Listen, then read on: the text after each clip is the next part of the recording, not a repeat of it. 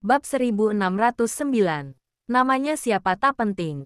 Yang penting istrimu sedang ditindas orang lain sekarang. Anakmu diculik. Aset keluarga Wollens pun akan ditelan orang lain. Ketika memikirkan ini, Dewi terdiam dulu. Lalu lanjut marah-marah. Tidak. Aku membahayakan nyawaku karena membawamu kabur kemana-mana. Menghabiskan waktu dan tenagaku untuk merawatmu. Itu semua demi tagihan perawatan yang mahal itu. Jika kamu jatuh miskin, dari mana aku mendapatkan uang? Jadi, kamu harus membantuku. Daniel tiba-tiba berbicara. Dewi tertegun. Beberapa saat kemudian baru bereaksi. Aku membantumu. Apa maksudmu? Selama kamu membantuku, kamu baru bisa mendapatkan tagihan perawatan mahal itu.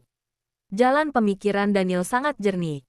Dan artinya, kamu dapat berkumpul secepatnya dengan anakmu. Benar kan? Tabib Dewa. Bagaimana kamu bisa tahu aku adalah Tabib Dewa? Dewi agak terkejut. Aku tak hanya tahu kamu Tabib Dewa. Aku juga tahu kamu adalah wanitanya Lorenzo. Mami dari Tini, Winnie, Bitty. Tubuh Daniel sekarang sangat lemah. Ia agak sulit berbicara. Tetapi ketika mengerutkan kening, ia masih terlihat dominasi dan bijaksana. Kamu jangan asal bicara. Aku bukanlah wanita si brengsek itu. Aku sama sekali tak ada hubungan dengannya. Dewi agak marah dan buru-buru. Tapi, kenapa kamu bisa tahu? Barusan kamu bilang anakmu juga ikut terlibat dan bilang tiniku terluka. Ini sudah bisa membuktikannya. Daniel mengernyitkan kening. Ia merasa sedang bicara dengan wanita ber-IQ rendah. Tabib Dewa ini tampak pintar. Tapi kenyataannya IQ-nya lebih rendah dari Tracy. Tidak. Semua orang mengira aku adalah pria parubaya. Hampir tak ada orang yang mengetahui identitas asliku. Kenapa kamu bisa tahu? Bahkan Tracy saja yang sudah mencariku lama, juga mencari dokumen dari tabib tua sana, masih tidak tahu. Pada akhirnya, anakkulah yang memberikan petunjuk. Baru ia tahu. Kenapa? Kenapa kamu bisa tahu? Dewi agak antusias. Ia sama sekali tak menduga Daniel bisa begitu cepat menebak identitasnya. Di saat bersamaan, ia merasa IQ-nya telah dihancurkan olehnya. Mau tak mau ia merasa malu dan marah. Daniel menutup mata, lalu berbicara dengan sabar. Ini tidak penting. Yang terpenting adalah kamu harus membantuku. Kenapa aku harus membantumu? Nada bicara Dewi tak hanya keras. Ia juga melempar jamur dan mengenai kepala Daniel. Selama kamu membantuku, kamu baru bisa mendapatkan uang perawatan itu. Daniel benar-benar menahan diri agar tetap sabar. Setelah kamu mendapatkan uang itu, kamu baru bisa membawa anak-anakmu pergi bersembunyi. Kamu, Dewi semakin terkejut. Bagaimana kamu bisa tahu? Melihat rumah ini, berarti kamu tak tertarik dengan barang materi. Mengenai kenapa memerlukan banyak uang, tentu saja uang itu ingin kamu berikan pada anakmu. Selain itu, aku sakit seperti ini hanya akan menjadi beban. Kamu bisa membawaku mencari istriku dan merawatku di bawah perlindungannya. Dengan begitu, pasti kamu bisa lebih santai. Tapi kamu tidak melakukannya. Kamu lebih bersedia membawaku kemana-mana dan tak bersedia mencarinya. Ini berarti kamu tak ingin Lorenzo menemukanmu. Ini berarti kamu ingin meninggalkan keluarga Moore. Kamu ingin membawa anak-anak dan hidup sendiri. Daniel menganalisa dengan tenang. Yang kukatakan benarkan. Mereka semua bilang kamu cerdas. Tampaknya memang benar. Dewi memincingkan mata dan memelototi Daniel dengan tak senang. Coba katakan, bagaimana aku bisa membantumu? Carikan aku ponsel dan laptop. Daniel memerintah dengan jelas. Lalu, lekas sembuhkan penyakitku. Ponsel dan laptop mudah. Dewi sedang mengaduk sup dalam panci batu. Tapi menyembuhkanmu. Aku juga ada kesulitan. Mungkin harus pergi ke kota tua mencari si tabib tua itu. Bab 1610. Tabib Hansen sudah meninggal. Daniel berkata dengan ringan. Kamu tak tahu. Apa? Dewi tercengang dan bertanya dengan antusias. Yang benar. Kapan? 2 bulan lalu. Daniel menjelaskan dengan sederhana. Ia meninggal di kota Bunaken. Aku dan Tracy yang mengantarkan kepergiannya. Lalu pergi ke kota tua memakamkannya. Dewi membelalakkan mata. Terkejut tak percaya. Tabib tua itu sudah pergi. Dia sudah pergi. Turut berduka cita. Daniel menyadari Dewi memiliki hubungan erat dengan Tabib Hansen. Sebagai guru dan sebagai ayahnya, Tabib Hansen membesarkannya dan mengajarinya apa yang telah ia pelajari sepanjang hidupnya. Kebaikan itu tak dapat dihapus oleh waktu. Ia yang sudah mau pergi saja tak menghubungiku. Dewi menundukkan kepala dengan agak sedih. Jangan-jangan ia masih menyalahkanku. Seharusnya tidak. Daniel teringat pesan Tabib Hansen sebelum mati. Sebelum ia pergi, ia menulis sebuah resep obat untukku. Berpesan padaku untuk mencarimu. Katanya di dunia ini, hanya kamu yang dapat membantuku. Ia sungguh berkata demikian. Dewi agak terkejut. Benar, Daniel menganggukkan kepala. Jadi, aku terus mengutus orang untuk mencarimu. Hanya saja saat itu kami mengira kamu adalah pria parubaya. Jadi arahnya salah. Dia berkata begitu. Apa maksudnya? Dewi bertanya sambil mengernyitkan kening. Ia tak pernah mengakuiku. Ayah Tracy sangat baik pada Tabib Hansen. Jadi Tabib Hansen menghabiskan hidupnya untuk mengikuti Tracy kemana-mana, merawatnya dan anak-anaknya. Selain itu, karena ia menyukai rumah dan burung, ia sangat akrab denganku. Sebelum ia meninggal, racunku telah masuk ke dalam sumsum tulang. Kondisiku sangat mengerikan. Ia menghabiskan waktu dan nyawanya membuat resep obat, tetapi ia sudah tak kuat mengobatiku lagi. Jadi memintaku mencarimu. Aku rasa, ia berkata demikian karena ia mengakuimu, juga ilmu medismu. Daniel sangat tulus ketika mengatakan hal ini. Ketika mendengar ucapannya, Dewi mau tak mau tersentuh. Dulu waktu aku turun gunung untuk belajar ilmu medis modern, tabib tua itu memarahiku bilang aku melupakan dirinya. Katanya pengobatan tradisional adalah ilmu medis terhebat di dunia. Selama aku berkonsentrasi belajar, aku juga dapat menjadi dokter hebat. Tapi aku selalu percaya bahwa ilmu kedokteran butuh pencapaian besar. Aku dan guruku memiliki pemikiran yang berbeda. Tak ada yang dapat meyakinkan satu sama lain. Pada akhirnya kami hanya bisa berpisah. Aku masih ingat saat turun gunung itu sedang hujan badai. Guru tak mengizinkanku membawa barang apapun dari rumah. Aku terpaksa turun gunung sambil kehujanan. Ia memperingatkanku. Kedepannya jika terjadi sesuatu di luar, jangan mengungkit namanya. Aku bersumpah setelah kembali dari belajar. Aku harus menjadi dokter nomor 1 di dunia untuk membuktikan padanya. Tapi aku belum sempat pulang. Dia sudah. Ketika membicarakan ini, Dewi menghela napas. Entah dia ingat padaku atau tidak. Ketika memikirkanku, apakah ia marah atau senang? Tentu saja senang. Daniel menenangkannya. Kalau tidak, ia tak akan memintaku mencarimu. Masuk akal. Dewi tersenyum pahit. Ya sudahlah. Mana resep obatnya? Resep obatnya ada di Rian. Daniel berkata dengan pasti. Malam ini ketika kamu ke sana, kamu pastikan dulu orang tak sadarkan diri itu apakah benar Rian. Jika benar, rawatlah dia, maka dapat menemukan resep obat. Kenapa kamu tahu malam ini aku akan ke sana? Dewi menaikkan alis. Tini sakit. Meskipun ilmu kedokteranmu hebat, tapi tetap harus membutuhkan waktu untuk menyembuhkannya kan? Meskipun ia sudah sembuh pun, kamu juga ingin pergi melihat anak-anak. Daniel berkata dengan tak berdaya. Tabib dewa, sekarang tubuhku sangat lemah. Berbicara saja sangat sulit. Bisa tidak jangan terus menanyakan pertanyaan tak penting. Bab 1611. Maksudmu pertanyaan yang kutanyakan adalah omong kosong. Tak disangka respon Dewi sangat cepat. Tatapan matanya tajam dan dingin. Tidak. Setiap perkataanmu berharga. Setiap kalimatnya sangat berharga. Keinginan hidup Daniel sekarang sangat kuat. Di antara seluruh tubuhnya, hanya leher dan kepalanya yang bisa bergerak.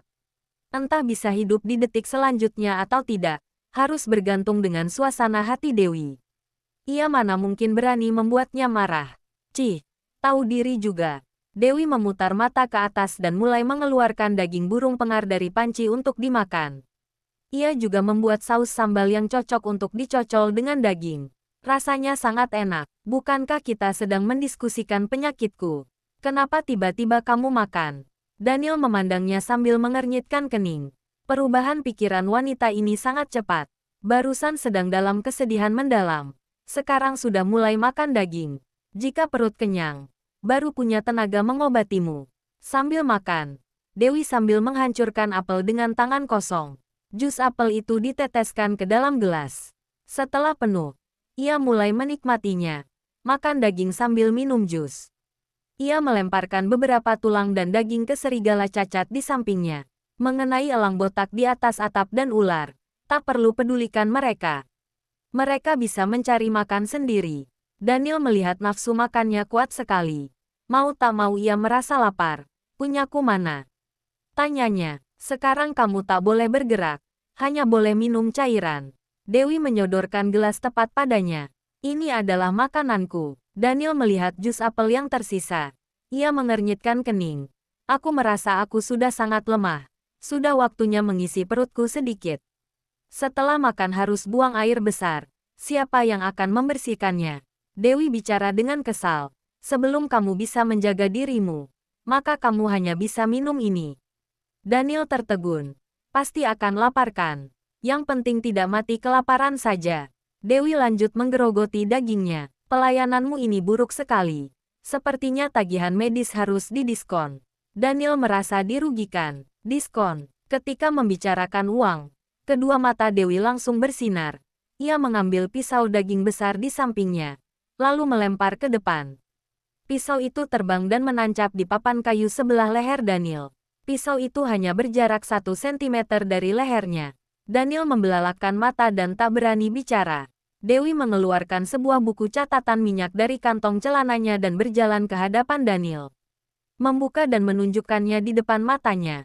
Menggunakan jarinya menunjuk tulisan di dalam buku sambil berkata, "Lihat baik-baik. Ini semua tagihan medismu. Di atasnya sudah ada cap jarimu. Jika kamu tidak setuju, sekarang juga aku akan membelahmu." Daniel memincingkan mata dengan teliti dan membelalakkan mata. "Apa? 800 juta dolar. Kamu tidak salah. Apanya yang salah? Ini hanya tagihan di awal. Tagihan untuk beberapa hari ini masih belum kuhitung." Setelah bicara, Dewi mengeluarkan sebuah pensil dan mulai menulis di sana. Sambil menulis sambil berkata, "Pada akhirnya harus ditambahkan dengan biaya kerusakan mental, biaya perlindungan, biaya resiko nyawa dan kali ini biaya bantuan. Total tagihan sekitar setengah dari aset keluargamu." Daniel hampir memuntahkan darahnya. Tak pernah dengar tagihan medis setara dengan setengah dari aset keluarga. "Kamu kejam sekali. Kenapa? Kamu tak ingin membayarnya?" Ujung bibir Dewi menyeringai licik. "Jika tidak ingin, ya sudah." Kebetulan sekali serigala tuaku masih belum kenyang. Ketika mendengar ucapan ini, kedua mata serigala tua cacat itu bersinar. Ia berjalan mendekat dengan santai. "Bayar, bayar." Daniel lekas mematuhinya. Sekarang tak ada yang penting selain nyawanya. Ini baru benar. Dewi tersenyum bangga. "Sudahlah. Aku keluar cari laptop dan ponsel. Kamu habiskan jus ini. Jika mati kelaparan, aku harus menagih biaya pada siapa?" Bab 1612. Dewi keluar meninggalkan Daniel sendirian di atas kasur kayu. Ketika memikirkan keadaan keluarganya, Daniel semakin panik. Ia ingin segera pulang. Tetapi sekarang ia sama sekali tak bisa bergerak, bahkan minum saja sulit. Karena Dewi menggunakan cangkir lunak, tak sepraktis mangkuk kayu yang digunakan serigala tua itu. Daniel mencoba mengulanginya. Ia ingin minum jus, tetapi menggapainya saja sangat kaku, tidak bisa mengeluarkan tenaganya. Pada saat ini, ia hanya bisa melihat serigala cacat yang sedang berkoar-koar di dalam hatinya dengan memandangnya memohon. Serigala tua memandang dingin, seolah berkata, "Mohon aku dong, mohon aku." Daniel menatapnya menggerakkan kening dan berkata sambil menggertakkan gigi, "Aku, Daniel pria terhormat, demi melanjutkan hidupku, aku tak masalah menundukkan kepala pada tabib dewa. Sekarang aku juga harus memohon pada serigala. Lebih baik aku mati kelaparan." Setelah bicara, dia menoleh dengan anggun. Serigala berjalan mendekat, menjulurkan lidahnya dan menjilat jus di dalam gelas.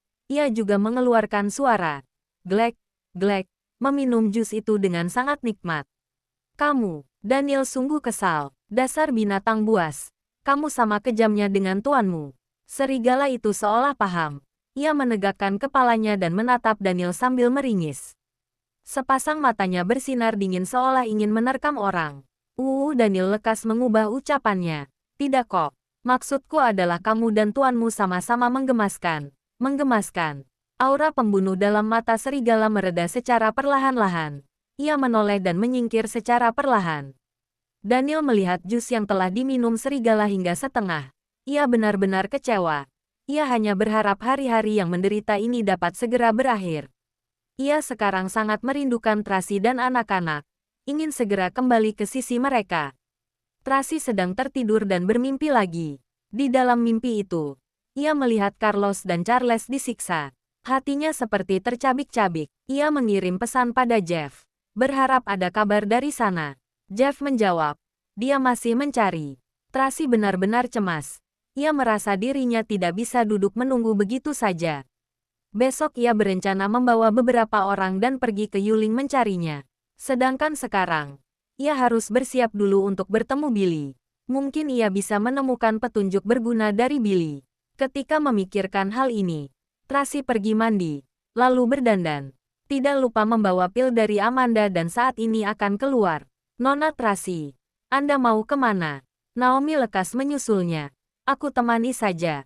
Tidak perlu. Tracy merasa masalah ini lebih baik ia hadapi sendiri.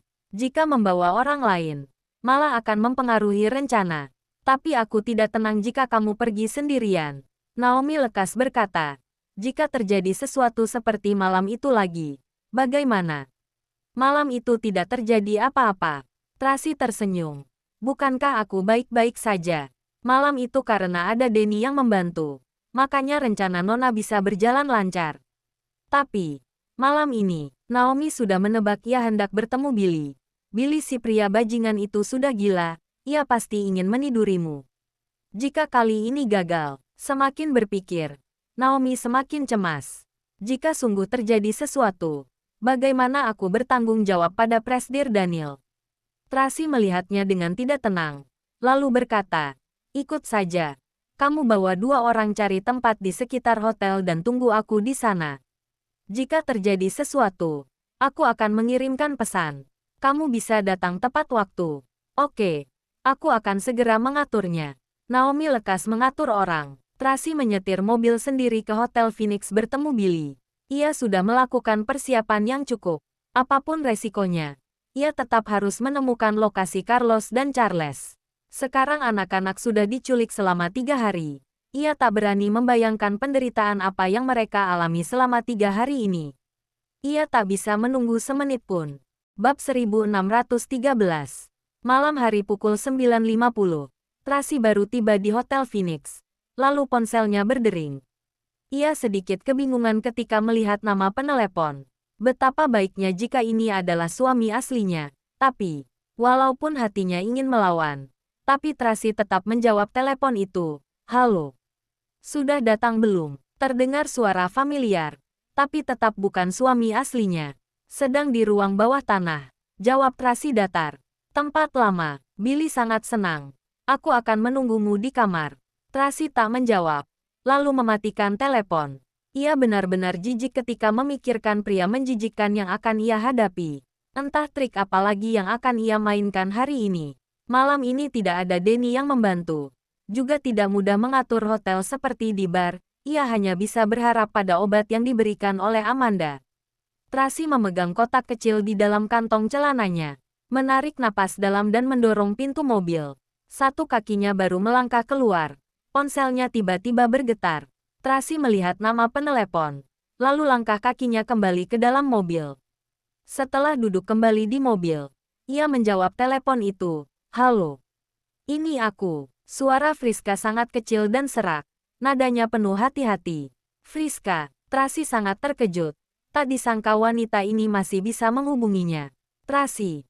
Ada satu hal yang harus kutanyakan padamu. Tolong jawab jujur. Friska bertanya dengan suara rendah. Daniel yang sekarang. Apakah dia Daniel yang asli? Dia. Tracy baru saja ingin bicara. Telepon itu sudah terputus. Ia memanggil Friska beberapa kali. Namun tak ada yang menjawab. Tracy menelepon balik. Tak ada yang menjawab teleponnya. Ia ragu-ragu apakah harus mengiriminya pesan atau tidak. Ia takut ponsel itu jatuh ke tangan Samuel. Ini akan menyulitkan Friska. Jadi, Dia tidak menelepon lagi, ia berpikir karena Friska sudah mulai meragukan identitas Daniel ini. Maka ia pasti sudah menemukan sesuatu. Kedepannya tetap tidak ada peluang membunyikannya lagi. Tracy menghapus catatan telepon, membawa ponsel, lalu turun dari mobil. Nona Tracy, Presdir Daniel sudah menunggumu. 4 pengawal mendekat dan berkata dengan sungkan. Tracy melihat 4 orang pengawal yang terlihat di hadapannya. Mereka bukan orang-orang dari keluarga Wollens, juga bukan orang dari keluarga Amberson. Sepertinya Billy melakukannya diam-diam, sembunyi dari Samuel. Dengan begitu, dirinya bisa lebih bebas bergerak. Tracy melirik sekilas ponselnya dan tak banyak bicara. Ia ikut mereka ke atas. Tampilan lokasi Naomi menunjukkan ia dan Cecil sedang bersembunyi di gedung kantor sebelah hotel. Jika terjadi sesuatu dengan dirinya, mereka dapat melakukannya dengan cepat. Ini adalah Presidential Suite, tempat di mana Tracy dan Daniel pertama kali berhubungan. Kemudian Daniel sering membawa kemari. Tak disangka, hari ini Billy malah janjian bertemu di sini. Tracy melihat nomor pintu. Ia mulai mengernyitkan kening. Pengawal hendak mengetuk pintu. Billy sudah terlebih dahulu membuka pintu dan menarik Tracy masuk dengan tak sabar. Tracy menyingkirkannya dengan jijik dan bertanya dengan marah. Apa maksudmu? Apanya yang apa maksudku? Billy menutup pintu, lalu mendekat ingin menciumnya. Tracy menghindari ciumannya dan mundur beberapa langkah, lalu menyorotnya dengan dingin. Apa yang kamu inginkan? Billy memandang dengan senyum nakal. Kucing pembohong, temperamenmu tinggi sekali. Penampilan semalam tidak cukup memuaskanmu. Tracy mengernyitkan kening. Setiap kali mendengarkan ucapannya, ia merasa jijik. Sudah, jangan marah lagi. Billy membujuknya dengan lembut. Coba lihat, apa yang kusiapkan. Tracy menoleh. Di dalam kamar diisi dengan mawar merah. Di atas kasur juga didekor bunga mawar berbentuk hati. Di tengah-tengahnya diletakkan sebuah kotak perhiasan yang mewah. Coba kemari. Billy menarik Tracy berjalan ke sisi ranjang, mengambil kotak perhiasan, dan menyerahkannya. Kamu pasti suka. Jangan lupa like, komen, and subscribe ya. Terima kasih. Tunggu terus kelanjutannya.